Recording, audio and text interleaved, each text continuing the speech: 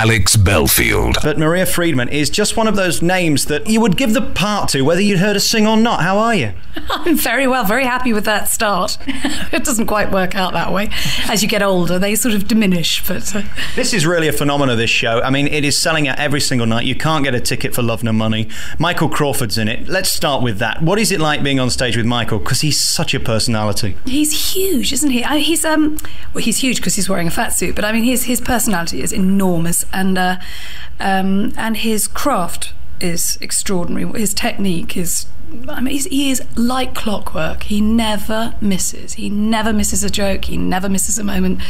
He's really wonderful, and he's very funny and very naughty off stage, so it keeps us going as well. This is the brand new show by Andrew Lloyd Webber, and I have to say, it's not a walk in the park. This is not a silly Mamma Mia nonsense fun kind of musical. This is kind of a serious, well-sung, almost operatic show, isn't it? Yeah, it's a great, I'll tell you what, I think it's classic theatre. When you're in something, people always ask you to describe it. It took me a while because it's quite contemporary in its feel because of the design, which is very, very new and very exciting, very visual, very filmic.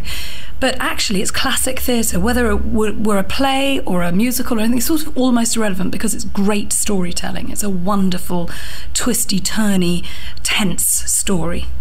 The one thing that dawned on me about this show is it heavily relies on technology in terms of the video stuff that goes on behind you. I don't want to give too much away, but a lot of the big passion comes from things that happen that are projected onto the back screen. If that goes wrong, can the show continue? Yes, it can. Yes, it can. We actually haven't done a show where the video packs up, thank God, because we've got backup to go to the backup to go to the backup. But we did have a rehearsal. We've got contingency A, B, and C. So that we actually can keep going, because obviously, you know, I mean, the main, it relies heavily on the visual, but also it's one of the most demanding shows on the actors that I've been in, because actually there aren't sofas and chairs. You know, the world is created by what we see behind us, so it's up to you to fill the space. So really, we could do it without anything at all, because it's us who are telling the story. How draining is it on you? Because it's also very serious. I mean, you really have to get into these roles. It's very emotional. Can you leave that behind when you shut the dressing room door? Very happily. Yeah, I mean, that you obviously have to learn to do that over the years. I remember when I was much younger, sort of becoming totally absorbed with what I was doing, and then it would take me a little while to wind down. But I think as you have, you know, as you get to do it, it's a technique, and you walk on the stage, you give it everything you've got, you walk off, and you walk into your new life, whatever it is, your proper life, your real life.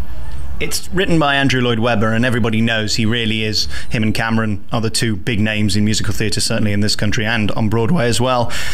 Is it a thrill to work for Andrew? Was that a factor in accepting this job? Well, I've worked with Andrew doing lots of demos for him over the years. I've always been sort of hauled up in some contract or other, and he phones me up and says, "Oh, Maria, come and sing this song I've written." So over the years, it's been quite funny because I've got to know him on a personal level. And have often sung some of those huge hits that, you know, just in his living room to hear how it goes. So I've always known that he's been very keen on my work. And apart from Joseph, the film of Joseph, which we did with Donny Osmond and Joan Collins and Richard Attenborough, I haven't actually worked with him. So it was really great because he offered me this role, and then he came to New York to see me in a cabaret that I was doing out there.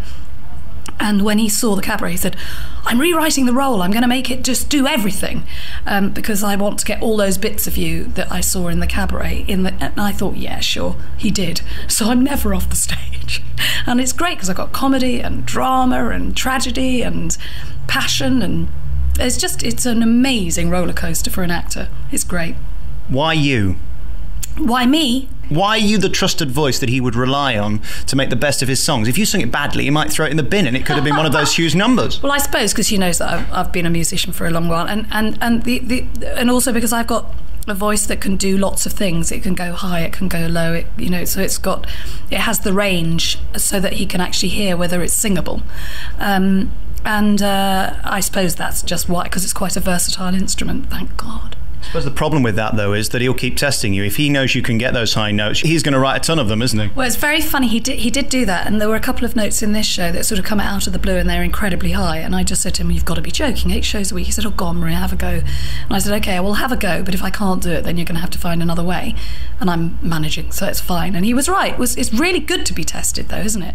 Because you do, I was fearful of a couple of moments, and they're actually fine. You sing them, and it's a bit like a marathon. It's a muscular thing. I just hope I don't turn into poor old Paula Radcliffe one day.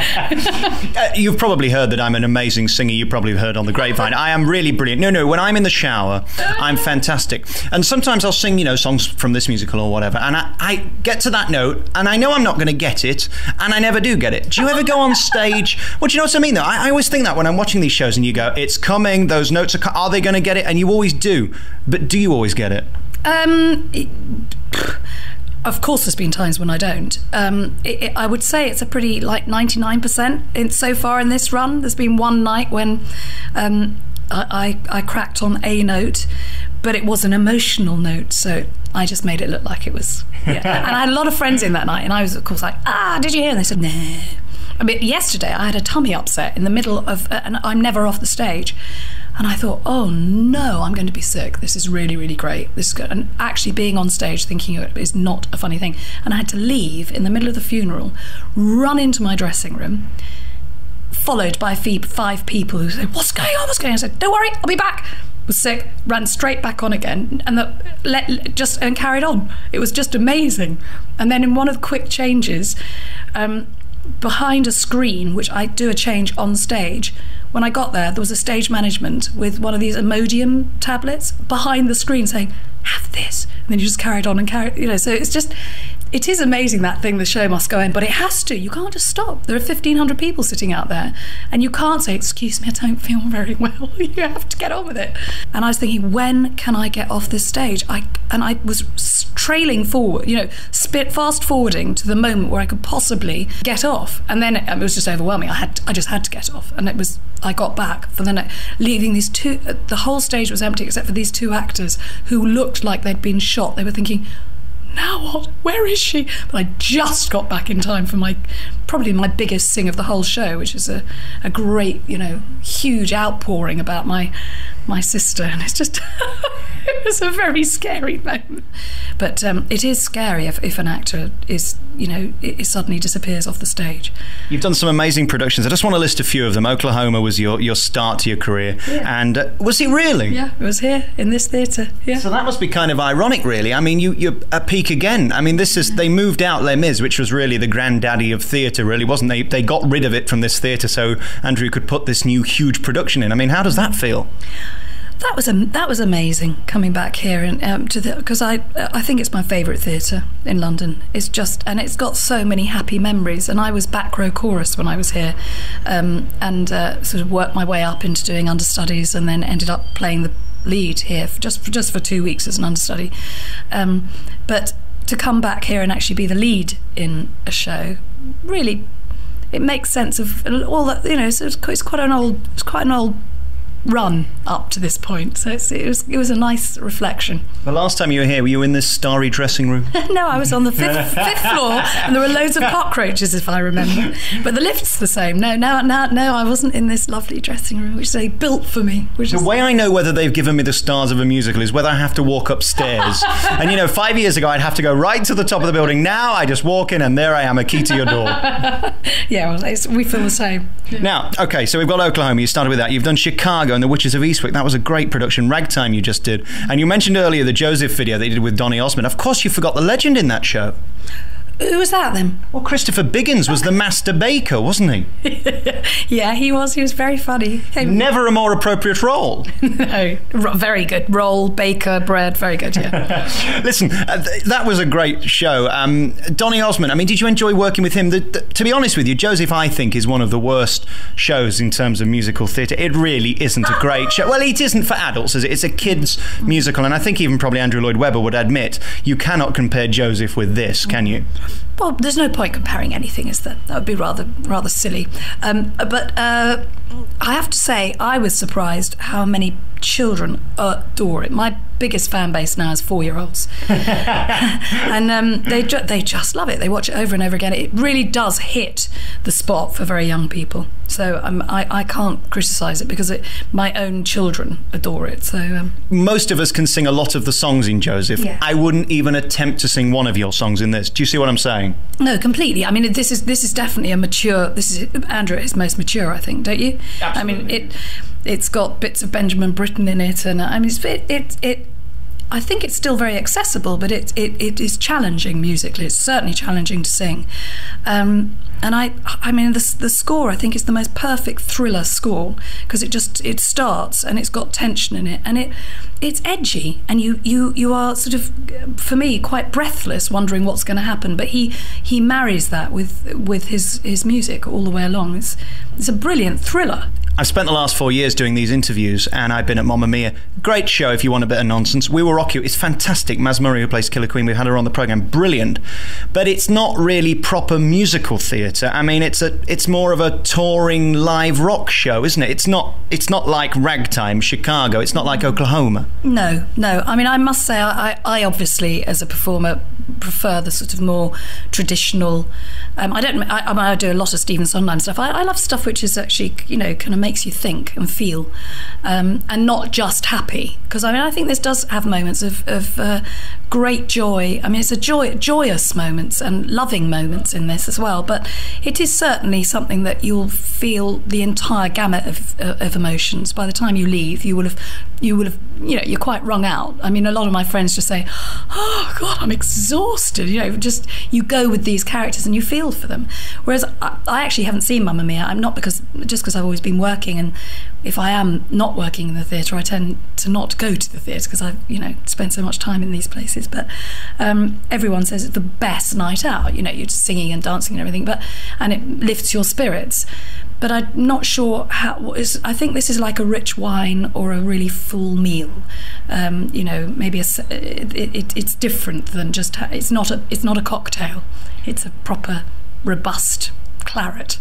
It's a Sunday lunch compared to a Big Mac, isn't it? It is really, yeah. One thing I've got to talk to you about with this show very finally is the West End at the moment. Mm-hmm. I don't know whether you would agree, I don't know half as much as you, but to me the West End in the last few years has not been in great shape. There's not been many productions worth spending £45 on. You've come into the West End at a time when you don't know what to see. The producers is amazing. We're spending our last hour there, coming up in the next hour. We've got this show here coming up, Mary Poppins, coming up, Billy Elliot the musical. I mean, this is really good for the West End, isn't it? It's fantastic for the West End. And, people, what's really, as you said, you can't get a seat for our show. It isn't about one show has to be good. The more shows there are, the more people seem to come out. The producers is full, we're full. You couldn't be more different. But what they are is both quality shows. They're both, really good.